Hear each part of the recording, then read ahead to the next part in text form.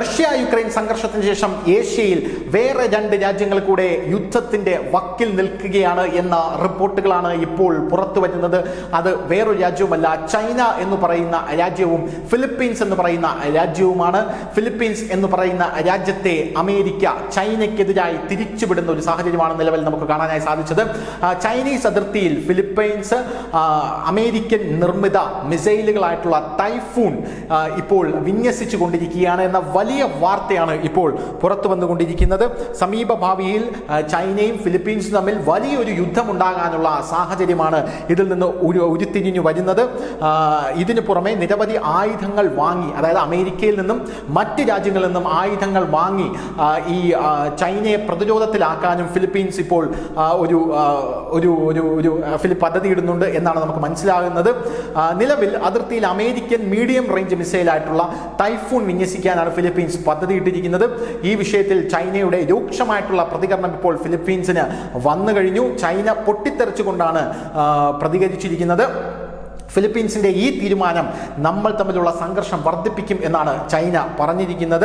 Chinese ഉദ്യോഗസ്ഥന്റെ ഒരു പ്രസ്താവന പുറത്തു വന്നത്, ഈ തീരുമാനം മൂലം നമ്മൾ തമ്മിലുള്ള ബന്ധത്തിൽ പിരിമുറുക്കം കൂടുതൽ ഉണ്ടാകും. ദക്ഷിണ ചൈന കടലിൽ ചൈനയുമായി വർദ്ധിച്ചു വരുന്ന സംഘർഷത്തെ തുടർന്നാണ് ഞങ്ങളുടെ സൈന്യം ഇത്തരത്തിലുള്ള മിസൈലുകൾ വാങ്ങാൻ പദ്ധതിയിട്ടത് എന്നാണ് ഫിലിപ്പീൻസിന്റെ വിശദീകരണം. യഥാർത്ഥത്തിൽ ദക്ഷിണ ചൈന കടൽ എന്ന് പറയുന്നത് ചൈനയുടെ ഒരു കുത്തകയായി കൊണ്ടു നടക്കുന്ന ഒരു കടലാണ്. വിയറ്റ്നാം, തായ്വാൻ, ഫിലിപ്പീൻസ് പോലുള്ള ഒരു രാജ്യങ്ങൾക്കും അല്ലെങ്കിൽ വെസലുകൾ അഥവാ കപ്പലുകൾ ഇറക്കാൻ സാധിക്കില്ല. ഉടനെ തന്നെ ചൈനയുടെ മറ്റ് കപ്പലുകൾ വന്ന് ഇതിനെ ആക്രമിക്കുന്ന ഒരു കാഴ്ചയാണ് നമുക്ക് കാണാനായിട്ട് സാധിക്കുന്നത്. അങ്ങനെ ആ കടലിനെ ഒരു കുത്തകയാക്കി ചൈന വച്ചുകൊണ്ടിരിക്കുകയാണ്. എന്നാൽ അമേരിക്കയുടെ അടക്കം വമ്പൻ സബ്മറൈനുകൾ ചൈനയെ ഏതു നിമിഷവും ആക്രമിക്കാനായി ഇതിൻ്റെ അന്തരാളങ്ങളിൽ വലിയ രീതിയിൽ ഉണ്ട് എന്ന് പല ഡിഫൻസ് അല്ലെങ്കിൽ പ്രതിരോധ വിദഗ്ധരും ഇപ്പോൾ കണക്ക് കൂട്ടുന്നുണ്ട്. ഇത് സ്ഥിരീകരിക്കപ്പെട്ടുള്ള വാർത്തയല്ല. അമേരിക്കയ്ക്ക് അത്രയും ശക്തി ഉണ്ട് എന്നുള്ളത് കൊണ്ട് അവർ വിചാരിക്കുന്നത് അതിൻ്റെ അടിയിൽ അത് ഉണ്ടാകും. ചൈനയ്ക്ക് അത്രയ്ക്കും താഴോട്ട് പോകാനുള്ള സബ്മറൈനുകൾ ഇല്ല എന്നും അവർ പറയുന്നു. ഇത് അഭ്യൂഹമാണ്. ഇനി രണ്ടാമത്തെ ഒരു കാര്യം എന്ന് പറയുന്നത്, ഈ ഫിലിപ്പീൻസുമായിട്ടുള്ള ചൈനയുടെ അല്ലെങ്കിൽ ഫിലിപ്പീൻസുമായിട്ടുള്ള അമേരിക്കയുടെ ഈ നീക്കം അമേരിക്കയ്ക്കും നല്ലതിനല്ല എന്നും ചൈന പറയുന്നുണ്ട്. എന്തായാലും ഡൊണാൾഡ് ട്രംപ് വരുന്നതിന് മുമ്പ് തന്നെ ഡൊണാൾഡ് ട്രംപ് വലിയ രീതിയിലുള്ള നീക്കങ്ങൾ തന്നെയാണ് നടത്തിക്കൊണ്ടിരിക്കുന്നത്. ചൈന എന്ന് പറയുന്ന രാജ്യമാണ് ഡൊണാൾഡ് ട്രംപിന്റെ ആദ്യത്തെ ടാർഗറ്റ് അല്ലെങ്കിൽ എയിം എന്ന് പറയുന്നത്. നമുക്കറിയാം, ചൈനയെ ഏറ്റവും കൂടുതൽ എതിർത്തിരുന്ന ഒരു അമേരിക്കൻ പ്രസിഡന്റായിരുന്നു ഡൊണാൾഡ് ട്രംപ് എന്ന് പറയുന്നത്. ചൈനയിലെ വൈറസിനെ കമ്മ്യൂണിസ്റ്റ് വൈറസ് എന്ന് വിശേഷിപ്പിച്ചത് ഡൊണാൾഡ് ട്രംപിന്റെ കാലഘട്ടത്തിലാണ്. പോരാത്തതിന് ചൈനയും അമേരിക്കയും തമ്മിൽ ഒരു ടെക് വാർ ഉണ്ടായത് ഡൊണാൾഡ് ട്രംപിന്റെ കാലത്താണ്. അതുപോലെ തന്നെയാണ് ചൈനയെ പല രീതിയിൽ ഉപരോധിച്ചും അമേരിക്ക വീർപ്പ് മുട്ടിക്കാൻ ശ്രമിച്ചിരുന്നു. പക്ഷെ അതൊന്നും വിലപ്പോയില്ല എന്നുള്ളത് വേറൊരു കാര്യമാണ്. ഇപ്പോൾ ട്രംപ് അധികാരത്തിൽ ഏറുന്നതിന് മുമ്പേ ചൈനയെ കുടുക്കാനായി അല്ലെങ്കിൽ ചൈനയെ ഒരുപടി, അതായത് ഓടുന്ന പട്ടിക്ക് ഒരു മുഴം മുമ്പേ എന്നുള്ളത് പോലെ ചൈനയെ പ്രകോപിപ്പിക്കാനോ അല്ലെങ്കിൽ ചൈനയെ വരുതിയിൽ നിർത്താനോ ഇപ്പോൾ ഫിലിപ്പീൻസുമായി ചേർന്ന് അമേരിക്ക ഒരു പദ്ധതി രൂപീകരിക്കുകയാണ് എന്നാണ് മനസ്സിലാകുന്നത്. ഇത് ഫിലിപ്പീൻസുമായി ചേർന്ന് ഈ പദ്ധതി രൂപീകരിക്കുന്ന അമേരിക്കയെ ഞങ്ങൾ തിരിച്ചറിഞ്ഞിട്ടുണ്ട് എന്നാണ് ചൈന പറയുന്നത്. ആ അമേരിക്കയെ ഞങ്ങൾ എതിർക്കുന്നു. ഏപ്രിലിൽ വടക്കൻ ഫിലിപ്പീൻസിൽ അമേരിക്ക അതിൻ്റെ മീഡിയം റേഞ്ച് മിസൈൽ സംവിധാനം വിന്യസിച്ചു.